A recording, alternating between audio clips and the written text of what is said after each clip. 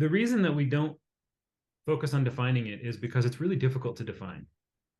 And when we start defining it, um, uh, not some of that conversation is positive. Some of that conversation isn't useful. It's not productive. Okay. And so I sort of enjoy those debates. I enjoy that conflict and contest. But the new history of capitalism looks at capitalism as what's called a synthetic lens. So it's a lens that allows historians to look at broad histories in a focused way, rather than trying to say, here's capitalism, this isn't capitalism. Maybe I'll give you a couple of examples. So there's a scholar, Christy Ford Chapin, who writes on the history of capitalism and the history of medicine. She sees capitalism in ancient Egypt. She sees capitalism in medieval England, and she sees capitalism in modern medical in the modern medical industry in Germany and England and the United States. I fundamentally disagree with the first two. I don't see capitalism in ancient Egypt. I don't see capitalism in medieval England. I see markets in ancient Egypt. I see supply and demand in medieval England, but I don't see capitalism. An opposite example. So I just had Andrew Liu come and talk about his book T-War for the grad students at ASU, and one of his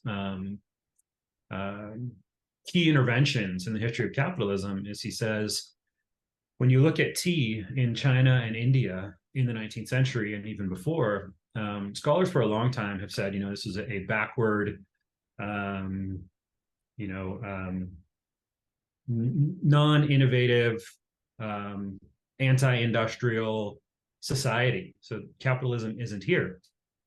But Andy looks at it and says, yeah, but what we see here are not necessarily the traditional hallmarks of capitalism, but we see these people operating under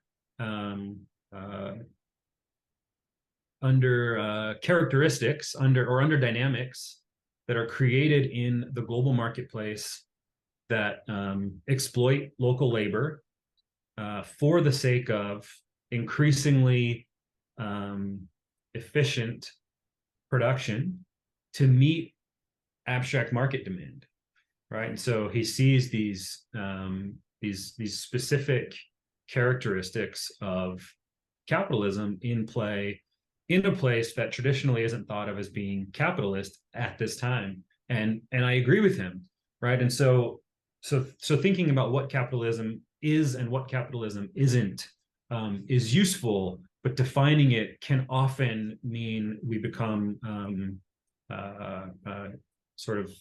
blinded, put blinders on, and end up not seeing how similar dynamics shape